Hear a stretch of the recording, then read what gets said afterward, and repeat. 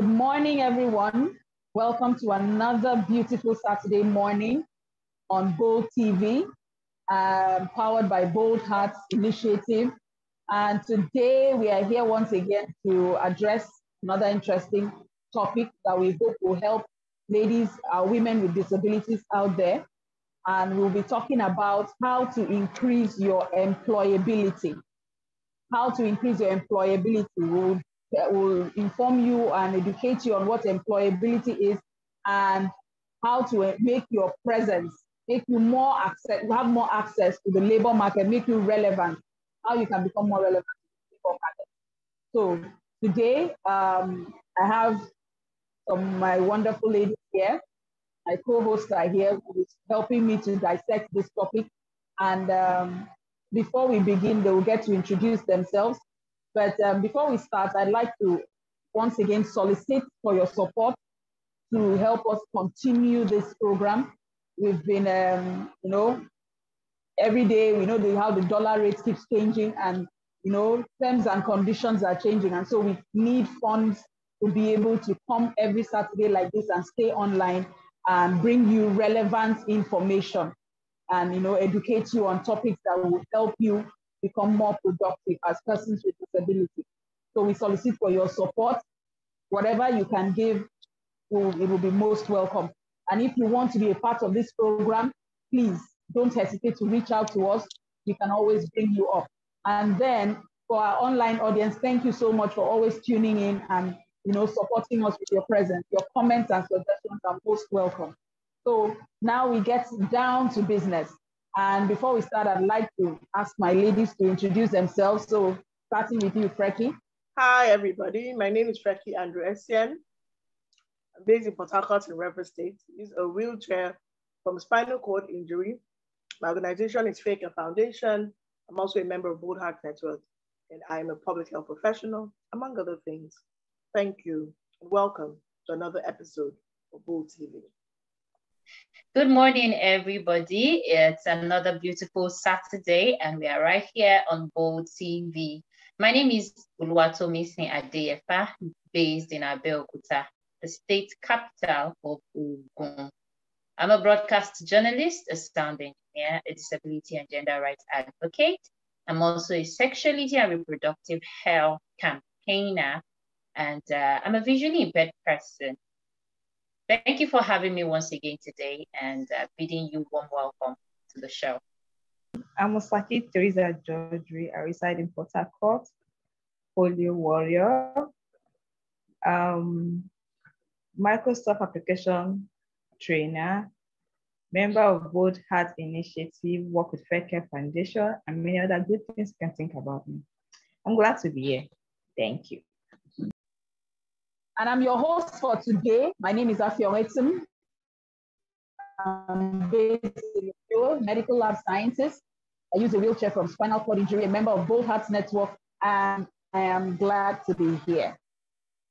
All right, so let's dive into the topic for today. Employability. What is employability? It sounds like big grammar. So let's break it down for our audience so that, it will make sense. What is employability? What is employability? All right, thank you very much, Afion, for that introductory question. So employability are what you call your qualifications, what qualifies you for a job, the rudiments, the tools that you've got that, makes you the best person for a particular job, or makes you or puts you in a better position to have a job, to have an empowerment, to have an opportunity, let me put it that way, to be productive, and you get paid for your services. So that to me is employability. Okay. Yes, qualifications, your your capacities that make you relevant for employment. All right, Freki, do you want to add to that? Yes, I do. I'll make it very simple. For me, employability is one's ability to be employed. That's one's ability to be employed and one's ability to be employable.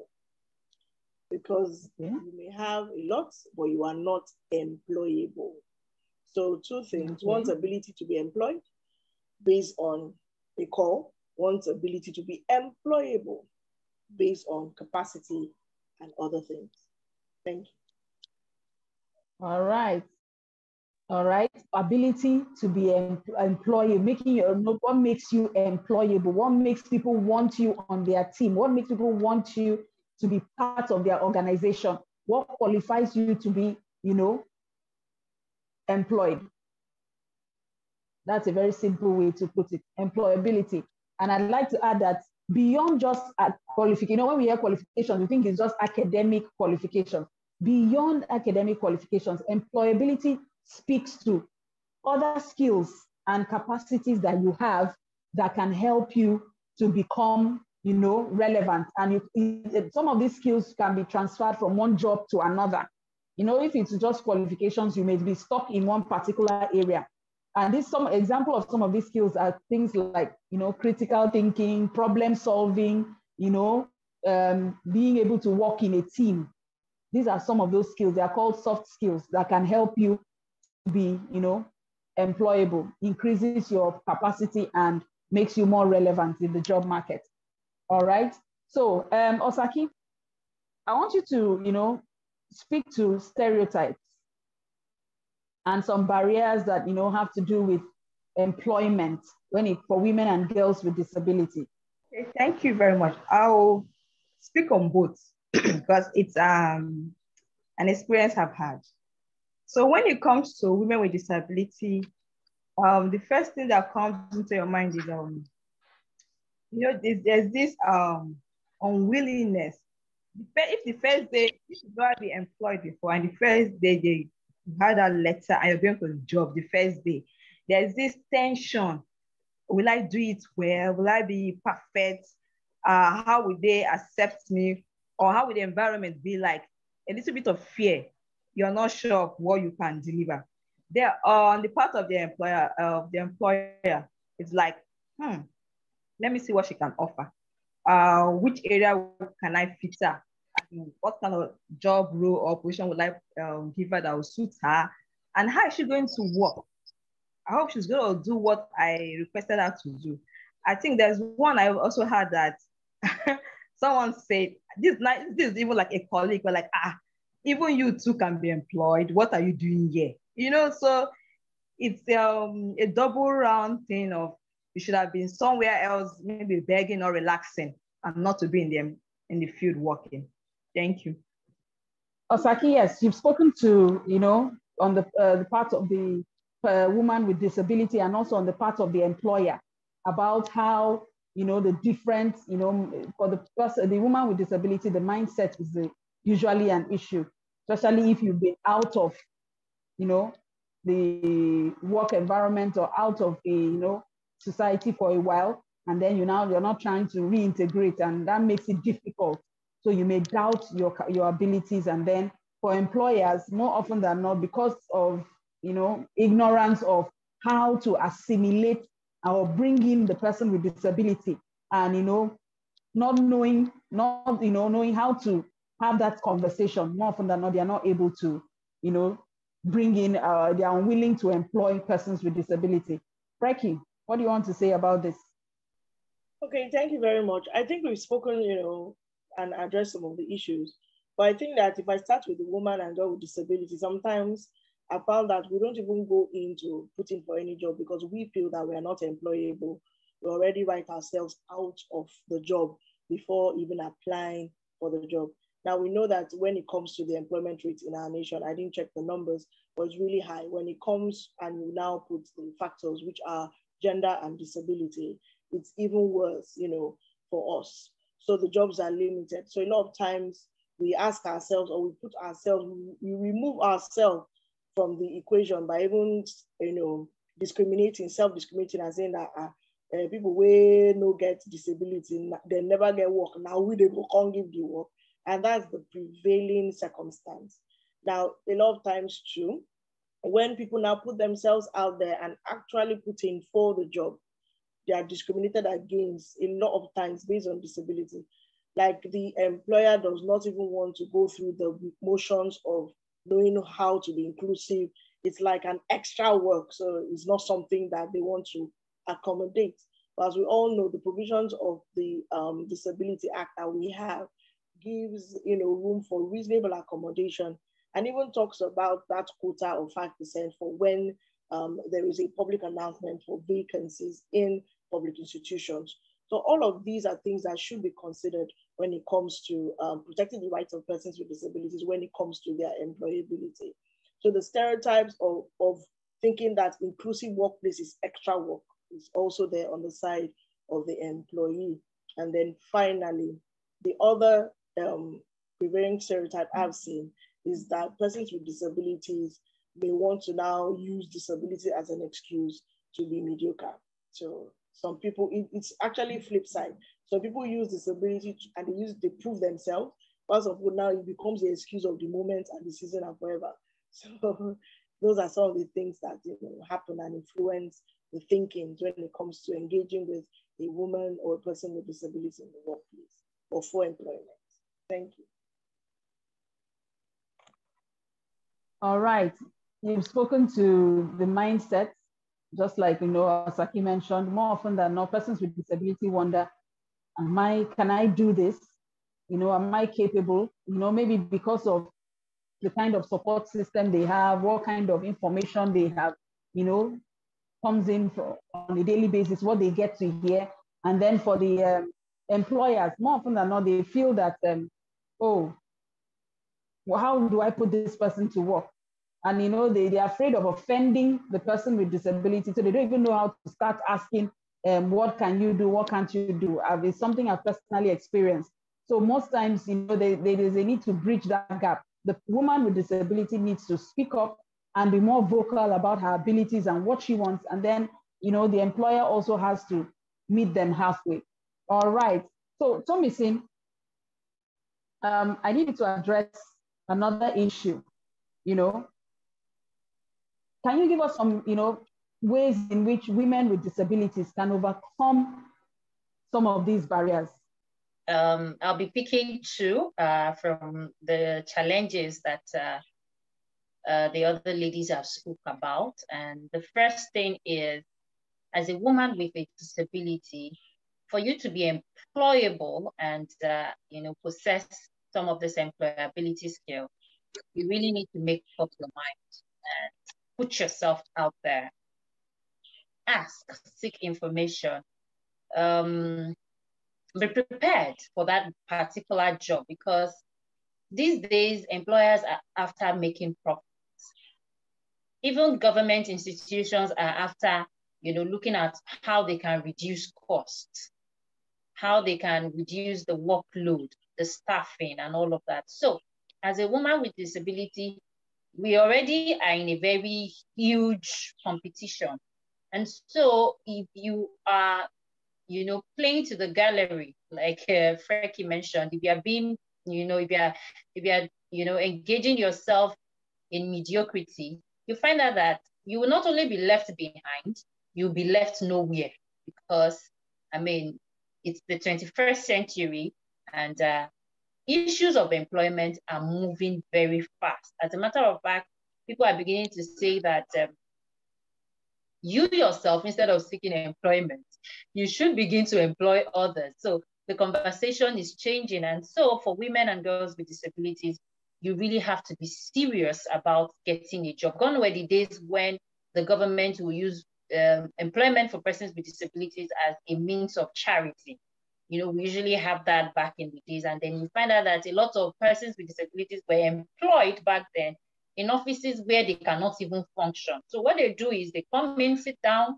Once it's 3:30, they go home, and then it goes on like that. Sometimes they are even excused from work because, their relevance is not felt on that particular job. So people can easily say, don't come, stay at home, and all of that. So times have changed. And so a woman with disability needs to get her heart together and know what she's doing. You need to put in for that skill acquisition. You need to put in for that soft skill that you've seen online and you're neglecting.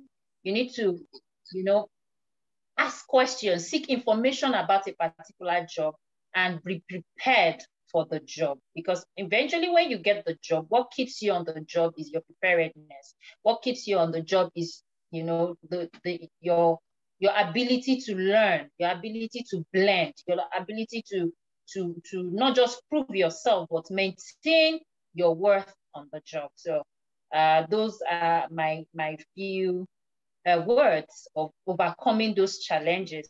And another thing I would want to say is that as women and girls with disabilities, I would say that when we are, actually going out for a job, when you're seeking employment, know your strength, know your weaknesses, cut your opportunities and know where you have threats and all of that. So when you know your strength, you know your ability, you know what you're skillful at.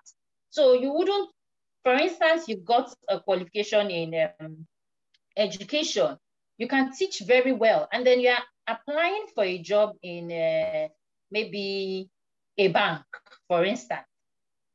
You've not worked on your strength. It means that probably you've not identified your strength, or because you felt that, they are employing in this place, let me also go there. Not every job vacancy that is out there that is for you. That's the truth as a person with disability. So you need to identify your strength. Okay, thank you so much. That was quite detailed. Another barrier that persons with disability face is that of education, because most of them were from a young age, they have not been given access to the right kind of education to prepare them for the future. And so many times, they are like very, very poorly qualified for most job opportunities out there. But even in the private sector, I think you can still, like I mentioned, that it's not just about academic qualifications, there are other qualifications you can get. And now you have a lot of free courses online that you can apply for. There are a lot of programs you can join that can open up, doors for you and help you to build capacity so that you are more qualified, you're better positioned to be able to take advantage of opportunities that come. Okay, so we'll move on to the next question that addresses the issue of, increase our employability. What are some practical things she needs to do? We've talked about increasing capacity, we've talked about knowing your strengths, we've talked about, looking for opportunities that suit you, but what are some practical steps that they can take to, increase their capacity to build relevance, to increase their relevance to the labor market? Osaki? Okay, thank you very much. A practical tip I'll talk about it. I'll talk of myself. I'll talk about is get prepared in the form of education or be digitalized. Try and see how you can get yourself more acquainted or more used to the use of the modern technology as much as you can. Read well, take a tutorial, or whenever this opportunity comes for skills learning, try and see how much you can learn and just keep it available. No matter how the hurdles come, there's no room for excuse. No matter how it looks like, it might look like it's a stumbling block, but still put yourself through, because I've seen most of us that face the challenges of life, and at the end of the day, we get something out of it and will come out bright. So when opportunity of collaborative comes, it's easier to figure out somebody than when nobody is open for that opportunity. So I just say, get prepared, forget about your fears, as in go through the challenges and ready to learn new things so that you can have a better chance and more like wide room for yourself to see how far you can go with life.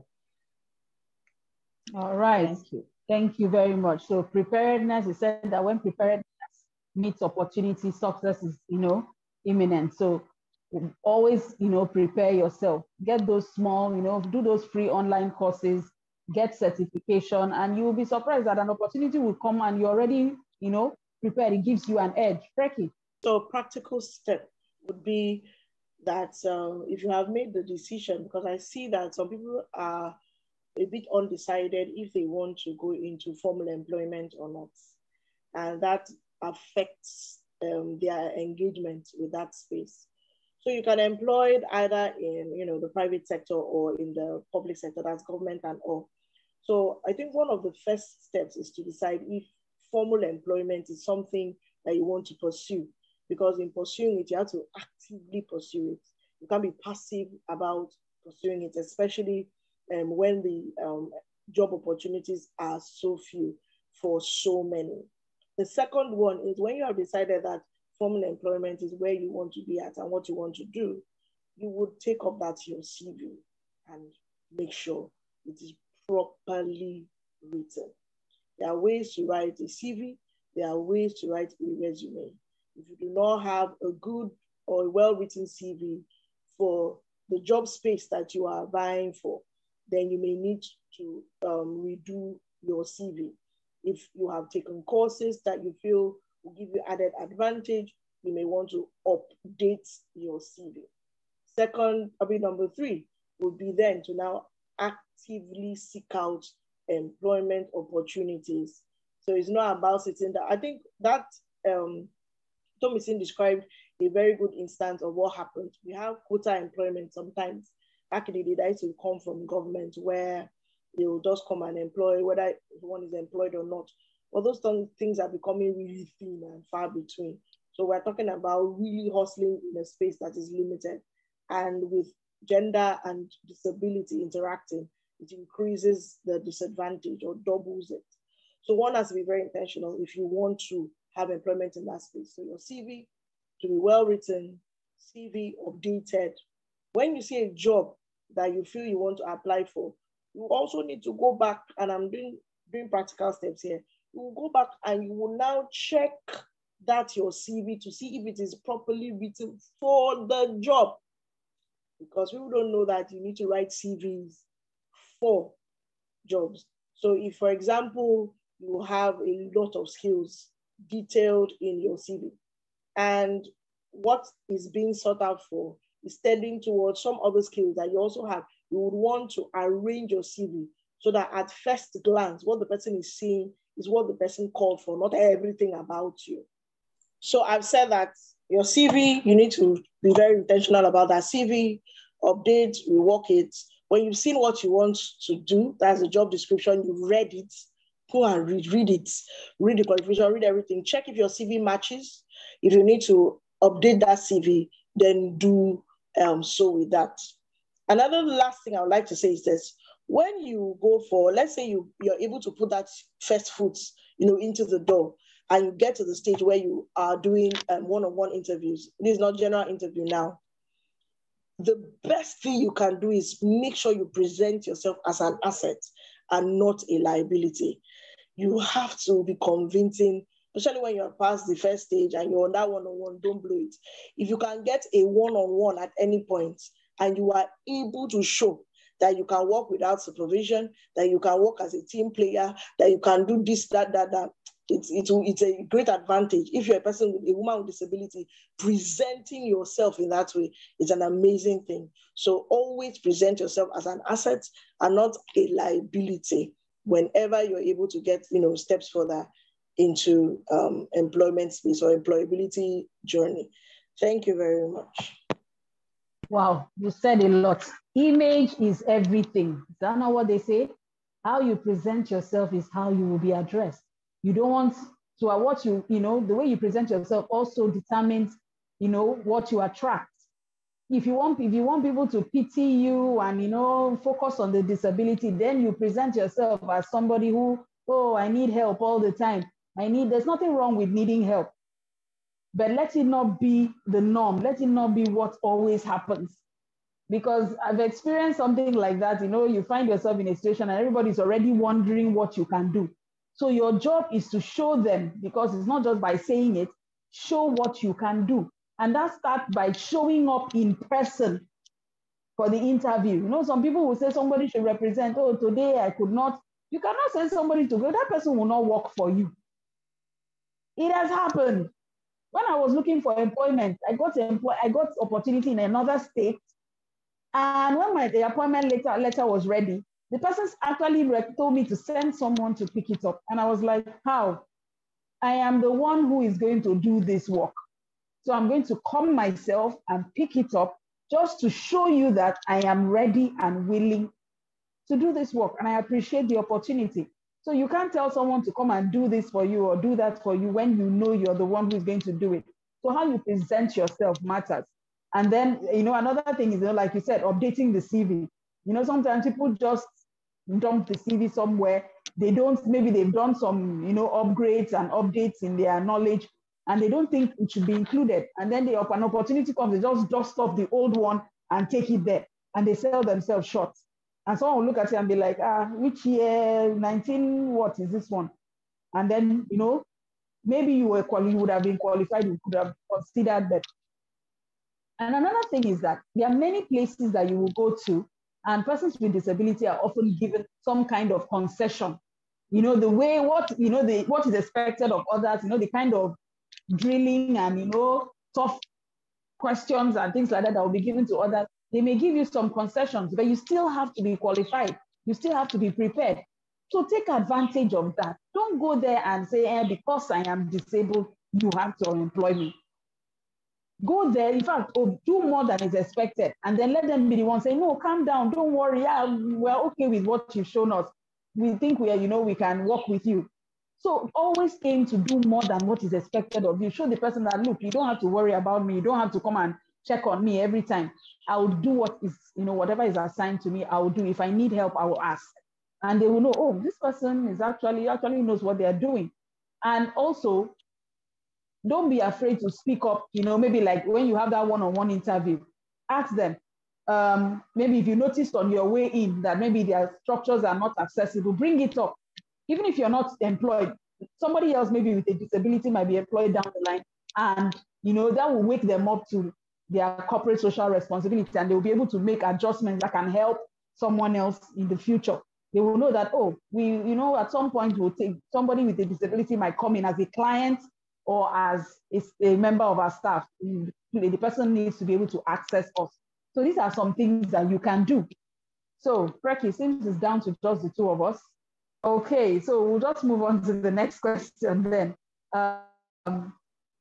Employment experience. Time for us to tell the story, so that it don't seem as if we just went there and smiled and they say, okay, come inside and work. Let's share those experiences that we face, when we decided to say, I need to work for money. So I'll let you start.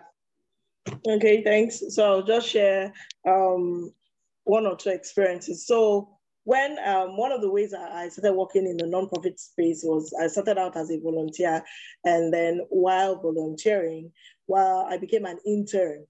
But I just want to put, and then I now became a full staff. For all of that to happen, I had to take the first step. I think that was major. I did not sit in my house and they came and said, come. It didn't happen. I really had to put myself out there, fill out forms, begin to learn on the job. I had to really be fast in learning. And I think that was the attraction that made them, when it was time for interns, they asked if they made it known. Of course, normally, one of the things people don't know, is, especially if you're able to volunteer in a space or do IT, is that you have inside information. And the money may not be more, but that inside information can put you, give you a foot into the door of full employment. And so that's what happened with me in the INGO. So I applied, and they already seen my work and my work ethic, because that's another thing that persons with disabilities must learn to have. Good work ethic. A lot of us have lousy work ethics. We have to have good work ethic, because sometimes it's so unfortunate. I see it even with me because I'm also on the reverse side, being an employer and also an employee. So sometimes it really irritates me. So anyway, moving on. So, even when there was not a job for the overseas desk officer, I put in, and then in fact it was like, are you doing anything? We would prefer you, because I'd shown what I could do. And currently, and that was when I was there till the very end. Even when they were doing close out, they wanted me to come and do close out. But by then I was already just doing something. So if you are able to show the value that you bring once given an opportunity, it's very easy for you to be sustained. Now, I currently work like day job, like apart from being, the founder and have an organization of my own and doing other things, I also work with Full Gospel Businessmen's Fellowship. And one of the things that we're able to situate was that I could do my job remotely, because when we started out, the office was not accessible. So we're like, okay, what is even expected of me to do? Because we have an operations officer. I'm the regional office, the regional manager of South. So I was like, okay, what does the job entail? And then the conversation was had, and it was saying that I could do most of what I needed to do remotely, and that was established. So you need to have the necessary conversation so that you can have the best work environment to bring your job. So I've also been discriminated against because of job. Still, because my sector, as you can see. So what happened was that somebody recommended me for a job in an INGO, and they saw the CV. They didn't see the person. And when they saw it, they were like, oh, yes, we really want her. And then immediately the person now mentioned, she's a lady with disability. They said, how will we do this one now? She needs to cover the South region. And I was like, is it not Akwa Ibom State, Bayelsa, River State, Edo State, and Delta State? How do other people get there? Is it not through vehicles? I mean, if I can stay in a village in northern Nigeria called Salaga, Salaga, for 6 months doing development. When I was going, they were like, where are you going to? I said, my God, even I don't know, but we're going. And we went village, V, not Faru delay, V. But when the work was needed to be done. So what am I saying? I'm saying that I've been discriminated against, and I've also had the opportunity to work and prove that disability has nothing on what is up here and the ability. So let me stop there. Thank you. Okay, so let me share my own experience. Before, after being involved in an accident and, having to use a wheelchair, I tried, I applied for, after like almost 4 years, I tried to get employment, and, I was willing to do anything, work anywhere, because I was like, all I need is to bring my A game to whatever it is, whatever you need me to do, I will do it. I'll give my best. So I, other places, so many politics and all that. And I was like, why am I limiting myself to a particular region? I now remembered, I have somebody somewhere who is in a position to actually give me an edge. I applied. I wasn't asking for a handout. I was just asking for an opportunity to be able to show what I was capable of doing. And that's what happened. And God just, made it so that the person made it, helping me to gain entrance, because there was a lot of politics around employment at that time. So the person helped me to gain entrance. And when I went there, I didn't go there and say, my uncle is Kinikon, so what are you saying? If I like, I work. If I don't like, I went there. I sent my qualifications complete, updated my CV and sent it down. I paid courier and I sent it to him. He went and all he did was submit it for me. So my qualifications spoke for me, because 2 years, a year after, imagine if I had not been prepared, I had just, which grammar am I speaking now? If I had been, piggybacking on his, on him and like, I know somebody, so what is it? A year later, I was called for a physical interview, because I was employed on locum temporary. So a year later, I was called for a physical interview, and board members came from Abuja. Board members of the hospital came from Abuja, and all of us that had been taken on locum were now we're supposed to show up and have an interview so that our employment would now be formalized. And, even when everybody was like, they should gather, this lady, she's on a wheelchair, she can't come up, because it was upstairs, so no ramp, no nothing, 3 flights of stairs. And they didn't say anything. One of the board members insisted that I had to come upstairs, that they could not make concessions for me. I had to come upstairs. And I was like, fine. I had prepared for the interview. I know they will ask me professional questions. I know they will ask me, some other questions like that. I had prepared myself. I didn't just say, I'm going to wheel in there and, show them my wheels and walk away. So I walked in there. They had to carry me up the steps, carry me to the top floor. My colleagues, even my head of unit. Imagine your boss jacking your wheelchair and taking you upstairs. And when I got there, the person that insisted I had to come up was even shocked. But she just looked at me, they now started asking me questions, then my boss was there as part of the committee. So he started asking me professional questions and I was answering. And then, when he kept asking, by the time he asked the third question, all over like, no, now leave her now. She's not writing Cambridge. And in my mind, I was laughing. I'm like, let him ask. I'm ready. I came here prepared. I didn't come here for... I know all of them when asking me, what can we do for you? Are you having difficulties? But what I'm trying to say is that I didn't go there trying to use my disability as a crutch, to use that to gain sympathy, I went there prepared. I knew I was a professional. It had nothing to do with whether I was on a wheelchair or not. I went there prepared. And then, after the interview, that was it. My employment was formalized. And then a year later, I got confirmed as a full-time staff. And since then, even my employers that were like, at first, they didn't know what to do with me. What will she do? Where do we put her? And kiniko. Finally, when they started, giving me tasks to do, and they saw how I executed them, they started giving me more responsibilities. And I never complained. I never one day said, no, the work is too much. People are killing me, kiniko. I always did, and my work always came out at the time it was supposed to. And that was it. And today, I can tell you that I have the respect of my colleagues, both, senior and junior, my peers, and they know that when it comes to my work, they can trust my work. I've seen even senior colleagues where they were like, with this one, I don't know, we can't trust the result. Oh, can you come and do this one and do this one? It has nothing to do with my wheelchair. Now they don't even see my wheelchair. All they see is this person that knows what to do and, shows up 100%. So you can't, go out there and say, I want to be employed. Nobody's going to give their money to someone who is not going to give them value back. You must always have value to offer so that whatever is given to you, you can beat your chest and say, yes, I earned this. So women with disabilities, stop selling yourself short. Stop telling yourself you're not. Go out there. Find out what is it, what do I want to do? Then check, do I have the qualifications? If not, how can I get those qualifications so that I can do what I really want to do? So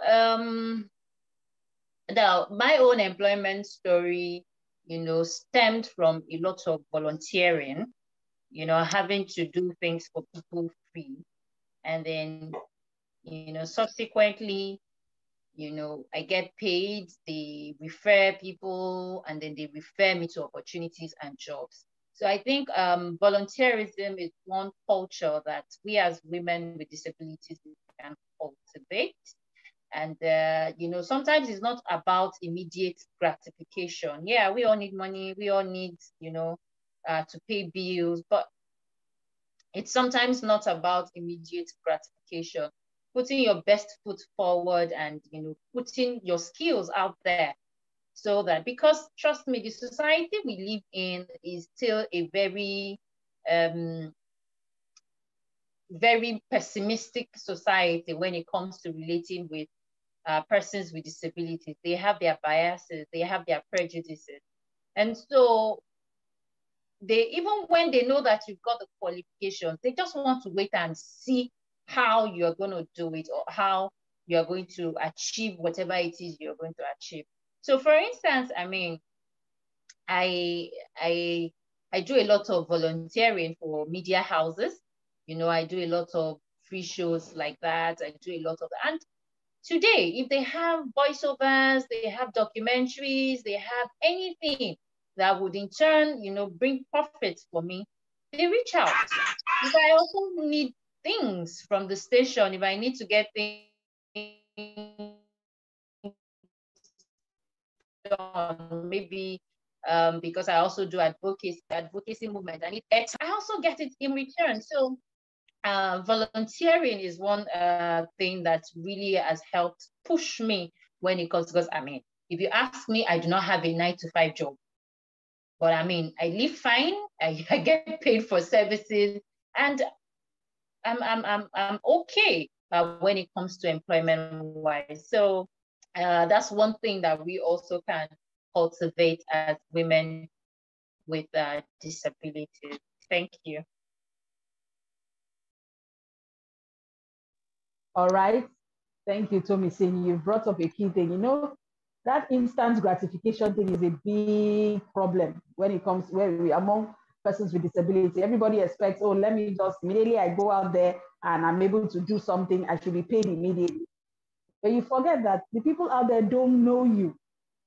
They don't know what your skills are. They don't know what you're capable of. And then, you know, when it comes to persons with disabilities, you know, there's always that doubt, as in, you know, if a person without disability is having issues, can this person really do what we need them to do?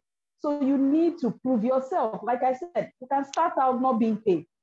And then by the time you have proven your skills and proven your expertise, nobody will tell them to. You will be the ones that will be calling the shots, and you'll be the one that will be telling them this is how much I deserve to be paid, because your skills will speak for them for itself.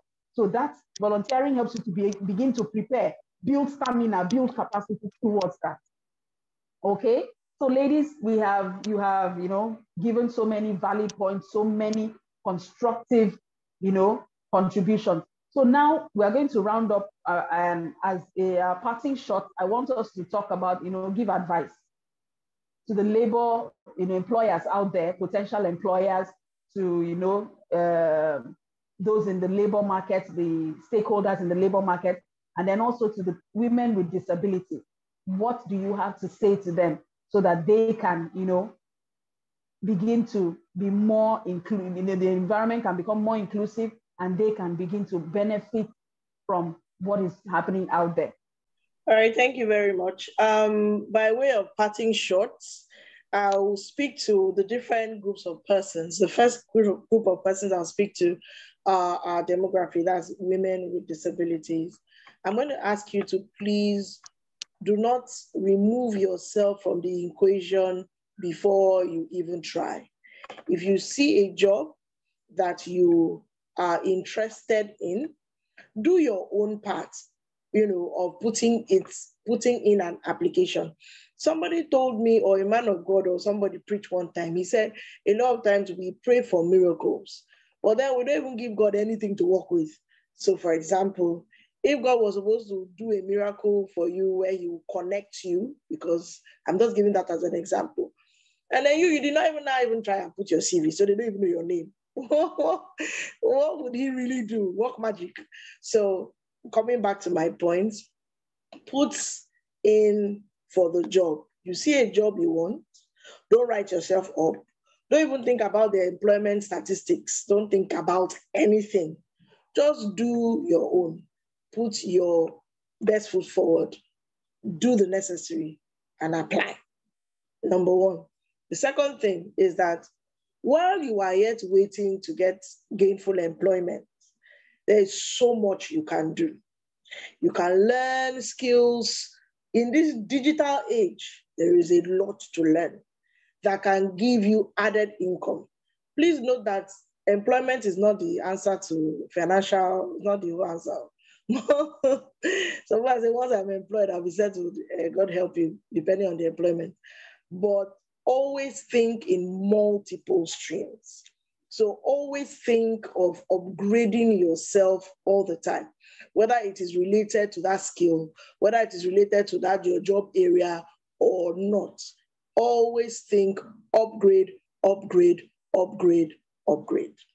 Now I've spoken and I've said two things to women with disabilities. Now I want to speak to persons who actually are in position to offer employment. And these are people that are in all of the three sectors, the public sector, the private sector, and the third sector, that's the nonprofit sector or social sector. There is an act that was signed into law, Discrimination Against Persons with Disabilities Prohibition Act. It was signed into law in the year January of 2019. So we've done a few years on it. There is a provision in that act when it comes to employment for persons with disabilities. And I'm going to read it. Part 6, talking about opportunity for employment for persons with disabilities and participation in politics and public life. Of course, I'm going to focus on only the opportunity for employment. It says 28.1, a person with disability has the right to work on an equal basis with others. And this equal rights includes the right to opportunity to gain living by working freely in a chosen or accepted labor market or work environment that is open. So just to put that there.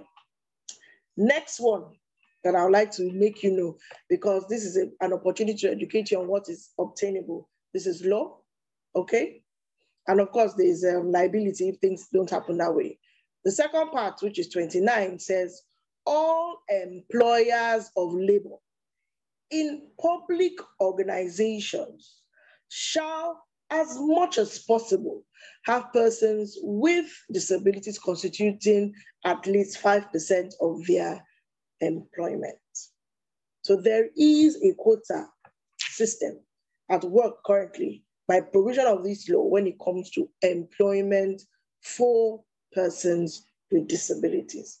So this is speaking to employers of labor that it is expected that where you are employed in the workforce, when you are calling for the job vacancy, the constitution of 5% persons with disabilities in your workspace, at least 5% should be persons with disabilities. Why am I saying this? So that we can begin to think inclusion. Finally, to those who are employers of labor, you may want to begin to think of what we call an inclusion strategy or policy in your workplace, which addresses issues around inclusion. Inclusive workplaces, interestingly, is not limited to persons with disabilities. It could be gender inclusive, but in this case, we're talking gender and disability a lot. So you may want to begin to think of having that policy or strategy in place. If you have any need for it, we in Bold Heart Initiative can come and consult with you and bring it up, and you have one. So this is my last parting shot. I needed to put that out there. Thank you very much. Frankie has really said so much, and I would just want to say that as a society, as a people, employers of labor, empowerers, as it were, colleagues and all of that, we all need to fight our biases and prejudices. We all need to, come with the reality of time, because, persons with disabilities, if afforded the right environment and given opportunity, will do wonders, that would, inspire any other person to also be the best at whatever it is they do. So we all need to begin to fight our biases and prejudices and stop putting those biases forward when persons with disabilities, women especially, come seeking for jobs. Open up your mind to learn, because the disability space is a whole lot to take in. And so employing persons with disabilities also will be adding an advantage to your company. You may not realize it, but it would, on the long run, have its own advantage on your company. And then you will not be falling short of the law. You wouldn't be falling by the wayside of the law. I know Nigeria is a country that is slow to implement and take actions when it comes to laws.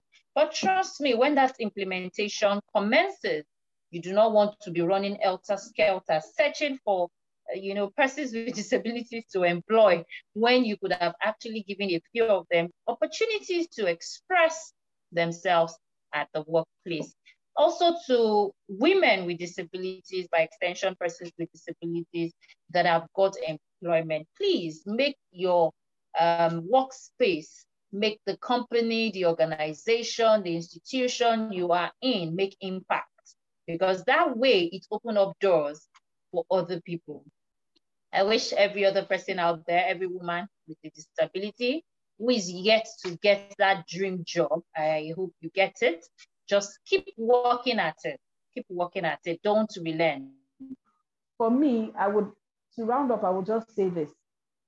For that woman with disability who is seeking employment, you cannot, if you don't make yourself visible, nobody will know that you exist, and nobody will know that you have skills and talent that are marketable.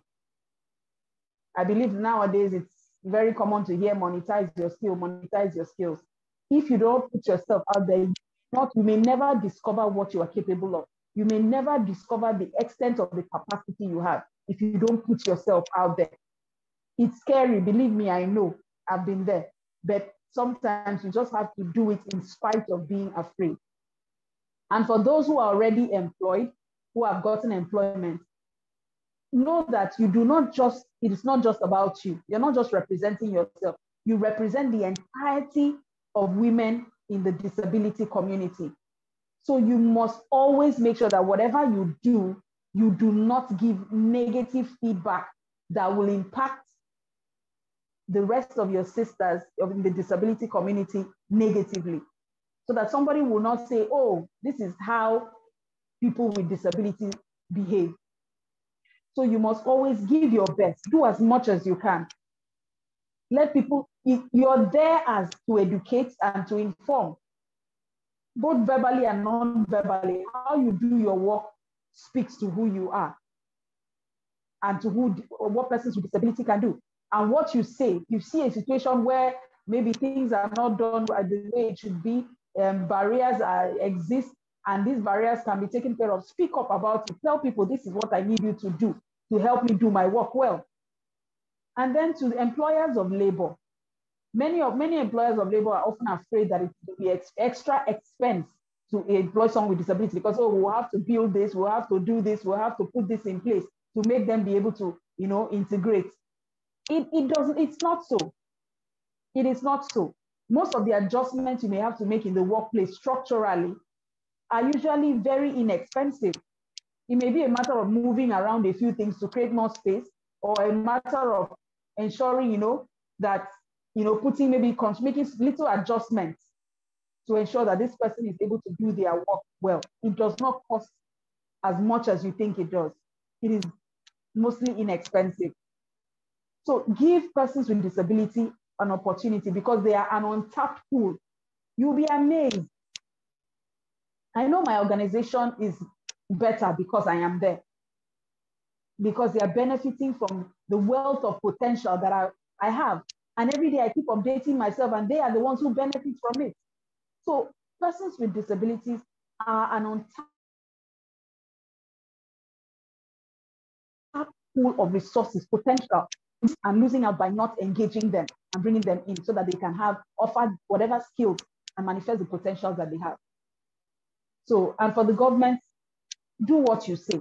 It's not enough to put it on paper and sign it, and then there's no plan for implementation. There are no systems in place to ensure that what you have written on paper is carried out. 5%, and yet employment keeps happening, and yet persons with disability are not given, opportunities. It's not clearly stated in the employment offer that, oh, if you're a person with disability, come, you stand a better chance. You will be given a chance. This is not clearly stated. So most times persons with disabilities don't even bother because they wonder, what's the point of going to struggle and stress myself, and then at the end of the day, I'm not even considered. But if they know that they will be given a chance and will not be lumped with the rest, then more of them would come out and, vie for this position. So I hope that, we've said a lot today, but by no means have we exhausted everything.